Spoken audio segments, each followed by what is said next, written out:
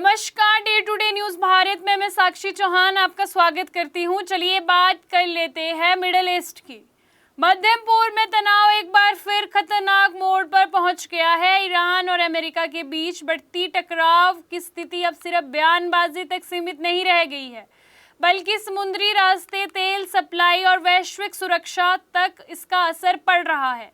ताज़ा घटनाक्रम में ईरान ने साफ तौर पर कहा है कि उसे अमेरिका पर बिल्कुल भरोसा नहीं है। अगर हालात ऐसे ही बने रहे तो स्थिति कभी भी युद्ध जैसी हो सकती है। ईरान की संसद के स्पीकर मोहम्मद गलीबफ ने शनिवार रात एक बड़ा बयान दिया और चेतावनी दी कि अगर ईरानी जहाज़ों को हॉर्मुज से गुजरने नहीं दिया गया तो किसी भी अन्य देश के जहाज़ों को इस रास्ते से गुजरने की अनुमति नहीं दी जाएगी। ये बयान इसीलिए बहुत अहम है क्योंकि हॉर्मुज दुनिया के सबसे महत्वपूर्ण तेल सप्लाई मार्गों में से एक है, जहां एक बड़ी मात्रा में कच्चा तेल दुनिया के अलग अलग हिस्सों तक पहुंचता है। गलीबफ ने अमेरिका द्वारा ईरानी बंदरगाह पर लगाई गई नाकेबंदी को लापरवाह और गैर जिम्मेदाराना कदम बताया है। उन्होंने कहा कि ये फैसला न केवल ईरान बल्कि पूरे क्षेत्र की शांति और स्थिरता के लिए खतरा बन सकता है। उनका कहना है कि अमेरिका के इस कदम से तनाव लगातार बढ़ रहा है और हालात नियंत्रण से बाहर होते जा रहे हैं। ईरान ने ये साफ कह दिया है कि अगर हॉर्मुज में किसी तरह की सैन्य कार्रवाई जैसे माइंस क्लियरिंग ऑपरेशन किया गया तो उसे सीज फायर का उल्लंघन माना जाएगा, उसका कड़ा जवाब दिया जाएगा। इस बयान से साफ है कि ईरान अब किसी भी तरह की सैन्य गतिविधि को सीधे चुनौती के रूप में देख रहा है। दिलचस्प बात यह है कि एक तरफ ईरान बातचीत की बात कर रहा है, लेकिन दूसरी तरफ उसने ये भी कहा कि उसकी बातचीत की इच्छा को उसकी कमजोरी ना समझा जाए। ईरान का दावा है कि अमेरिका के पास ज्यादातर संसाधन और आधुनिक हथियार होने के बावजूद रणनीतिक रूप से वे कई मामलों में कमजोर साबित हो रहा है। इस पूरे विवाद के बीच समुद्री तनाव भी बढ़ गया है। खबरों के अनुसार हॉर्मुज क्षेत्र में 2 भारतीय जहाजों पर फायरिंग की घटना सामने आई है। इसके अलावा कई जहाजों को रोक लिया गया है, जिसमें से कुछ को वापस लौटना पड़ा। इस घटना पर भारत ने कड़ा विरोध जताते हुए ईरानी राजदूत को तलब किया है। ये घटना दिखाती है कि इस संघर्ष का असर अब दूसरे देशों पर भी पड़ रहा है। ईरान ने एक बार फिर हॉर्मुज को बंद करने का ऐलान कर दिया है।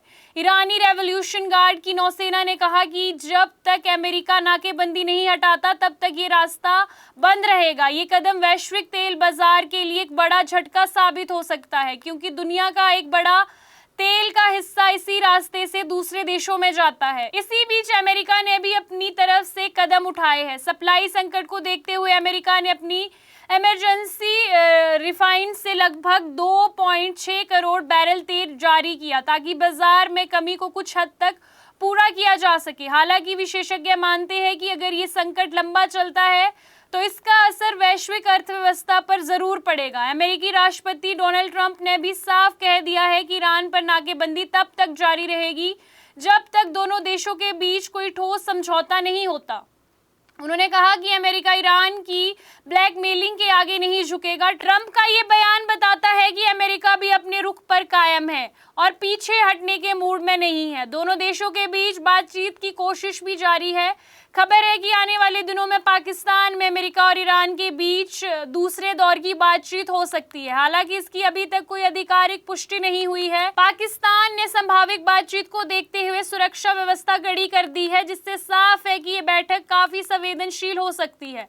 इस पूरे घटनाक्रम का असर सिर्फ ईरान और अमेरिका तक सीमित नहीं है, बल्कि लेबनान जैसे देशों में युद्ध के बाद बुनियादी ढांचे को भारी नुकसान हुआ है और अब उनकी मरम्मत का काम चल रहा है। वहीं बांग्लादेश जैसे देशों में ईंधन का संकट गहराने लगा है, क्योंकि उनकी ऊर्जा जरूरतों का बड़ा हिस्सा आयात पर निर्भर है।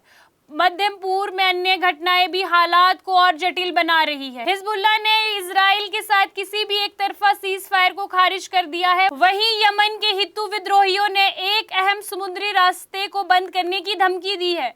अगर ऐसा होता है तो वैश्विक व्यापार और तेल सप्लाई पर और बड़ा असर पड़ सकता है। इजराइल में भी आंतरिक विद्रोह बढ़ रहा है। नेतन्याहू की नीतियों के खिलाफ तेल अब विवाद और हजारों लोग सड़कों पर उतरते नजर आए। प्रदर्शनकारियों का कहना है कि सरकार की युद्ध नीति देश को नुकसान पहुंचा रही है। अमेरिका की यदि राजनीति की बात की जाए तो इस मुद्दे पर काफी मतभेद सामने आ रहा है। आरोप लगाया जा रहा है कि इजराइल की नीति के चलते अमेरिका इस संघर्ष में उलझ गया है, जबकि आम अमेरिकी नागरिक ऐसा नहीं सोचते। इस पूरे संकट के बीच एक और अहम बात सामने आई है। ईरान के पास अभी भी उसकी बड़ी सैन्य ताकत सुरक्षित है। रिपोर्ट्स के मुताबिक उसकी बड़ी संख्या में मिसाइलें, ड्रोन और अभी उसके पास मौजूद है। इससे ये साफ है कि अगर संघर्ष बढ़ता है तो स्थिति और गंभीर हो सकती है। कुल मिलाकर ईरान और अमेरिका के बीच बढ़ता तनाव वैश्विक चिंता का विषय बन चुका है। हॉर्मुज को बंद होना, जहाजों पर हमले होना और तेल संकट, लगातार बढ़ती सैन्य गतिविधियां इस बात का संकेत है कि जल्द ही कोई समाधान नहीं निकला तो ये टकराव युद्ध का रूप ले सकता है। दुनिया की नजर अब इस बात पर टिकी है कि क्या कूटनीति इस संकट को रोक पाएगी या फिलहाल और ये चीजें बढ़ती है। फिलहाल दोनों पक्ष अपने अपने रुख पर अड़े हैं और स्थिति बहुत नाजुक बनती जा रही है। सपनों का घर देख रहे हो तो सही वीडियो पे आए हो। जी हाँ, अगर आप एक प्राइम लोकेशन पे अपने लिए घर देख रहे हो तो जेनेसिस हाइट और स्क्वायर आपके लिए एक लग्जरियस प्रॉपर्टी लेके आया है। इसमें आपको लग्जरियस फ्लैट, पेंटा हाउस, क्लब हाउस की सुविधाएं देखने को मिलेगी और जो जल्द ही बनकर तैयार हो जाएगी। और इसके साथ ही अगर हम बात करें इसके ग्रीन एरिया की, जो 3 एकड़ में फैला हुआ होगा, इस ग्रीन एरिया में सबसे बड़ी बात यह है कि आप अपने बच्चों के साथ क्वालिटी टाइम स्पेंड कर सकते हो, साथ ही अपने बच्चों को नेचर के साथ भी कनेक्ट कर सकते हो। को बता दें कि day to day news Bharat निष्पक्ष तरीके से पत्रकारिता करता है। हमारा कोई भी रिपोर्टर फील्ड में किसी से कोई उपहार या विज्ञापन स्वीकार नहीं करता और ना ही किसी को ब्लैकमेल करता। हम हमेशा दबे कुचले लोगों की आवाज बनते आए हैं और आगे भी बनेंगे। साथ ही हम लोकतंत्र के चौथे स्तंभ को मजबूत करने की कोशिश करेंगे। अभी के लिए फिलहाल इतना ही। देश दुनिया की तमाम खबरें जानने के लिए day to day news Bharat को देखते रहे। साथ ही हमारे चैनल को लाइक, शेयर और सब्सक्राइब करना ना भूलें। नमस्कार।